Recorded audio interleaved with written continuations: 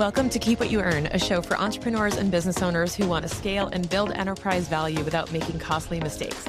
I'm your host, Shannon Weinstein. I'm a CFO and CPA who left a career serving Fortune 50 companies in Wall Street to help business owners just like you make life-changing wealth with your business.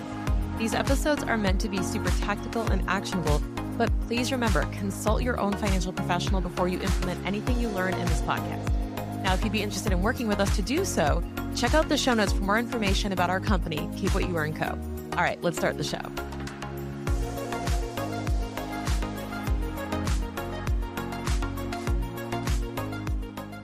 What's up, everybody? Welcome to the Rainmaker for Contractors Podcast. I'm super excited today because we're being joined by Shannon Weinstein from Financial Solutions. Shannon, welcome. How are you doing today? Good, thank you. I'm excited to be here. Awesome. Hey, today we're going to be talking about some tax strategies for waterproofing contractors. It's been in the news that the IRS has hired a bunch of auditors, so we're going to talk about different strategies and mistakes to avoid. Shannon, can you start us out by giving us a little background about your world of accounting? Yeah, absolutely. So I've been a CPA since 2009. I became an accountant because I lost a bet with my dad. So it wasn't exactly a desired career path for a teenage girl back in like the early 2000s. I basically got licensed. I fell in love with learning a new language. It was really fun. And what I ended up doing was I worked in Big Four accounting. I worked for major corporations, Fortune 50 companies, and eventually just kind of said, I would much rather help the small business owner. I would much rather help the person who is creating jobs, who's building business locally, because I think that's the backbone of our economy. So I wanted to make more of an impact and go off on my own, which is what I did about 3 years ago. And super, super happy with that decision. And I am married to Jason Weinstein, who I believe is former BHA president. And he is such a savvy business owner in the basement health space. And he has taught me a lot about home improvement that I didn't know coming from a city where I lived in a condo. And helping him with his tax stuff and accounting stuff has helped evolve my business as well. I've worked with Jason for a long time. I've been on the board with Jason at the Basement Health Association.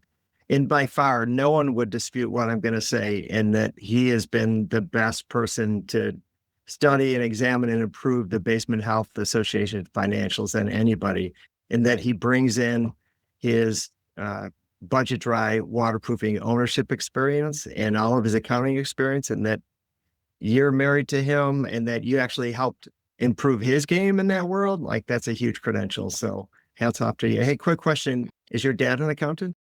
He was, yeah. He passed in 2013, but he was a lifelong accountant. And ever since I was a little kid, he would say, do you want to be an accountant when you grow up? And I'd say no, because I didn't know what that meant, but I didn't want to make him happy because who wants to do that? And then he kind of like dared me to take an accounting class and said, if you hate it, I'll never bug you again. If you love it, you have to major in it. And that's how that turned out. Pretty cool. I'm so impressed with what you've done with your company and all the different accountants that you work with. So why do contractors hate looking at their financial statements? Because most contractors didn't get into business to run a business. They wanted to do the work, or they wanted to do all the other elements of what it takes to be a business owner. It's not the sexiest part of running a business is knowing your numbers.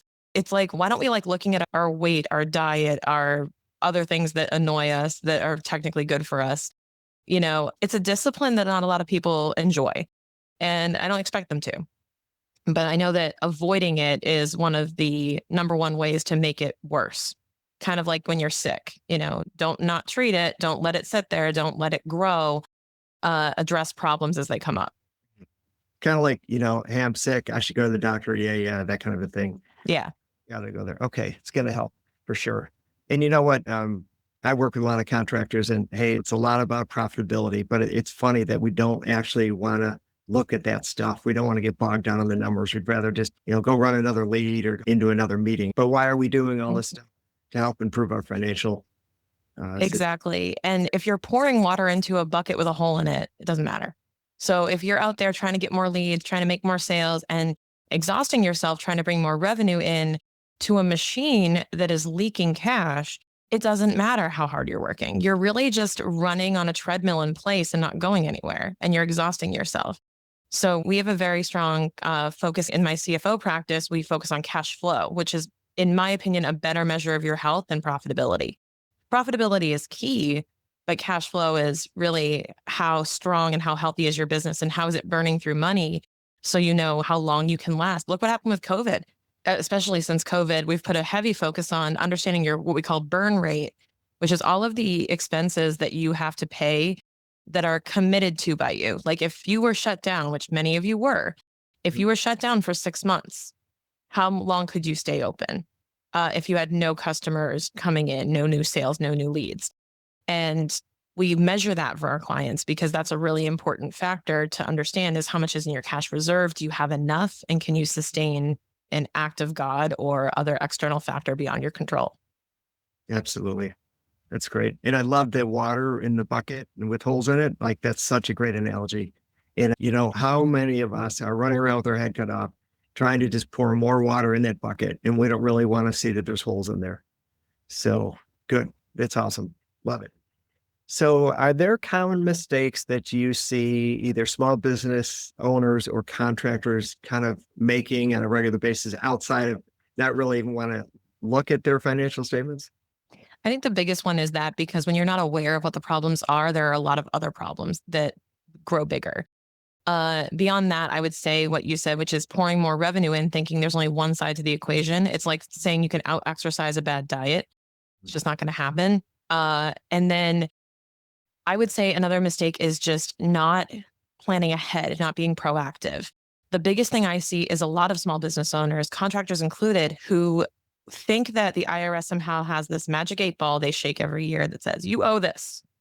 Like they have no control over it. They accept their fate. They show up and they say, okay, tell me what I owe, right? Or tell me what happened. And they don't take control of the outcome of that story. So what happens is your tax return tells the story of how your money spent the year. You can either publish that story with your accountant based on what you wrote, or you can have someone co-author that with you throughout the year and determine how it ends. And that's the difference between, in my opinion, a tax preparer and a tax strategist. Because what we're trying to do is change the end of the story in your favor.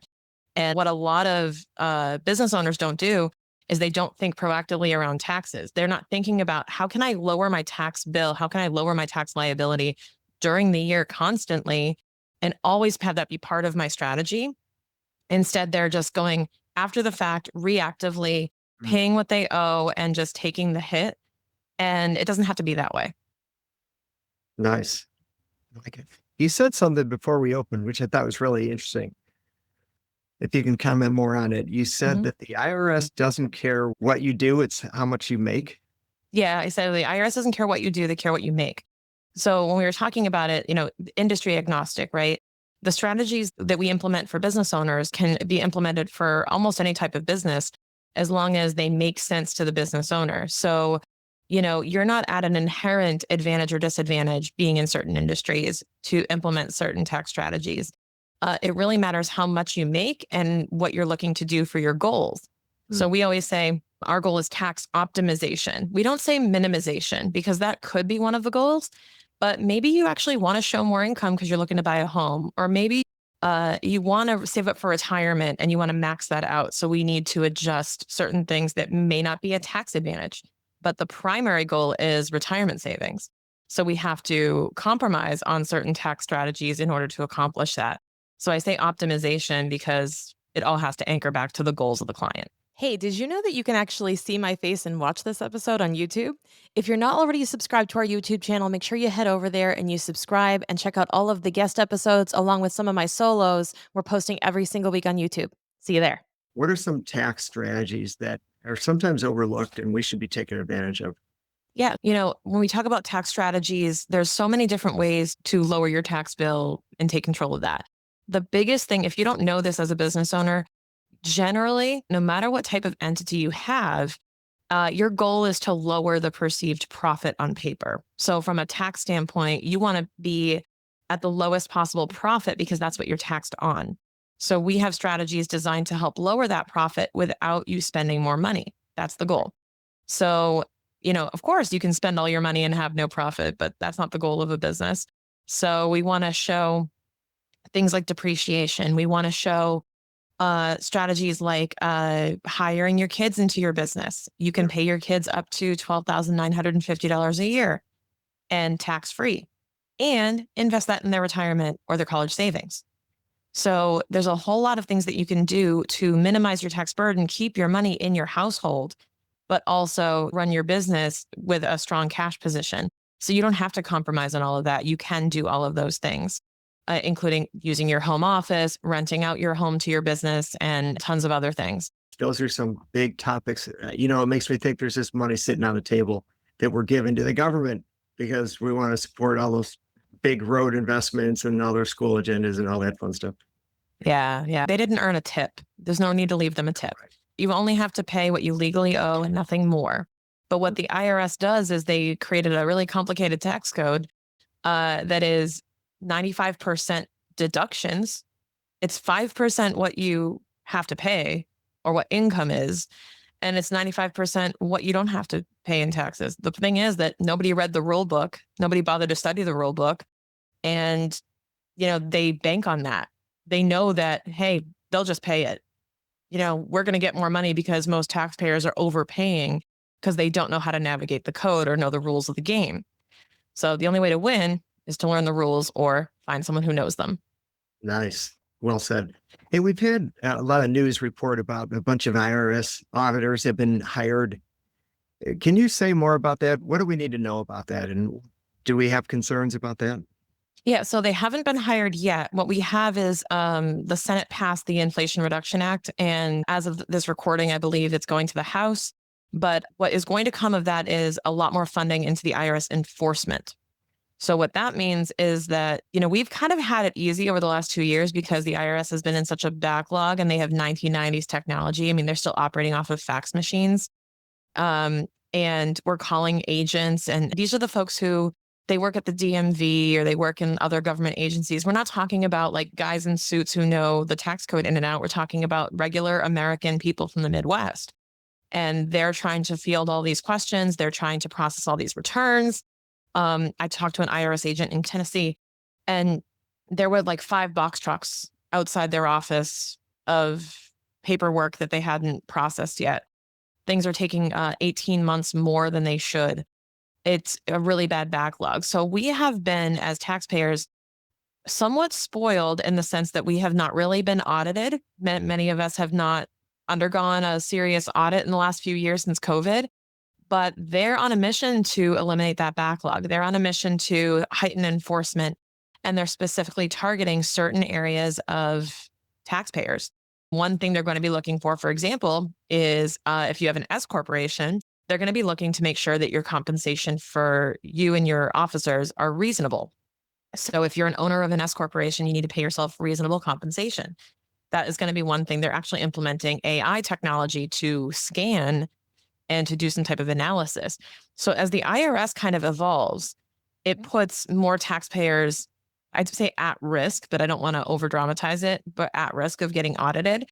And, what comes along with that is heightened expectations of you having documentation and being ready for these audits, including auditing, 19, 20, 21, 22. Yikes. And Lord knows I've lost all concept of time for the last 2 years. And the idea of me having to pull something out from 2019 and explain it, or 2020 and explain it, it's a huge headache. So I always encourage folks to keep good records and be ready for that. But yeah, audits are going to be coming. They're talking about hiring 87,000 new auditors or enforcement agents. The Babylon Bee, which I think is hilarious, they came out with an article that was like Congress now appointing IRS agents to live in your home, like one per household. Hilarious. So that's what it's going to feel like. You're not in trouble if you get audited, by the way. It's just some random, generator of some kind, and they use the AI to scan for certain traits or characteristics they look for. But the best thing you can do is essentially be audit proof, have a pro on your side, and be mindful of what your decisions mean for your taxes. So if I could go to that one area that you just spoke about, if I'm the general manager of an S Corp and I'm running a basic waterproofing company, paying myself, let's say I'm paying myself $35,000 because I don't want to pay taxes, but the going rate for a general manager maybe is $100,000 or $150,000. and it's a big company, the IRS would probably look at that saying like, hey, you're avoiding taxes here. The market rate is X and you're paying yourself Y. Is that an example? Yeah, but the market rate is one point of reference. So we look at the market rate, we look at how much time are you spending as the general manager or as the owner versus in the business running it. So there's like the day-to-day running of the business where you are acting as general manager. But then there's also the time you're spending acting as an owner, making decisions, sitting in that CEO chair and mindset. And we distinguish between those two functions as an owner in the business versus on the business, we put it. So when are you working inside the business versus on it? We also look at your profit level. In your example, if your going rate is like $100,000 and you're paying yourself 35, I'd say that's fine. If your profit is like, 70K, right? If your profit is only at a certain level, you can't afford to pay yourself 100K on 70K. So you're going to have to find a reasonable salary given profit levels, given performance, given history. You have to look at your other employees. What did they make? And should you be making less than them? Should you be making more than them? The IRS looks at all of these different considerations. And so do we when we do an analysis of salary for an S Corp. I like it. Hey, when you work with a new client, what's the steps of kind of onboarding? Is there kind of an introductory phone call, and how long does that last, and what's that look like? So it depends on the service, right? Because we do fractional CFO and we do tax strategy. And what we do is if it's tax strategy, for example, the whole first call is a kickoff discussing goals, and really the same thing for CFO. The first thing we need to know is what are your goals? What's on your mind? Are there any things keeping you up at night? Is there anything that is front of mind? And are there any quick wins? Like, could we implement something really quick that will help you save money in taxes from the get-go? One of the first things we look at is your entity optimized? So are you an S corporation if you are profiting more than $40,000 a year? If you are profiting more than $40,000 a year, you probably, I'd say 8, 9 times out of 10, you probably should be an S corp. Otherwise, you're leaving money on the table in the form of overpaid self-employment taxes.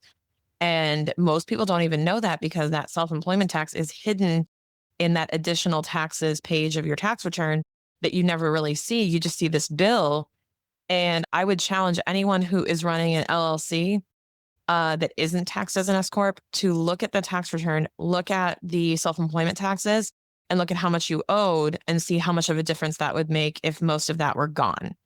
That is what you could expect to save with an S corp. Nice strategy. So if someone wants to get in touch with you, how do they go about doing that? So my website is fitnancialsolutions.com. I'm actually really active on social media as well on Instagram. And I have a podcast called Keep What You Earn. And you can find out more about me through all of those different channels. Podcast is called Keep What You Earn. Mm-hmm. Great name. Everyone wants to keep what they earn. Shannon, thank you so much for being our guest today. Really appreciate it. Yeah, no problem. Thank you for having me. So when it comes to tax strategy, my philosophy is that I would rather you master your tax plan than implement some crazy strategies you're learning off of TikTok and Instagram. And that's why we use power sessions to dedicate some time with you to create a pro forma tax return. This enables you to predict your tax outcome, to take the surprise out of that surprise tax bill, and to enable you to use your resources better instead of overpaying Uncle Sam. If you're interested in learning more, check the link in the show notes to learn more about our power sessions.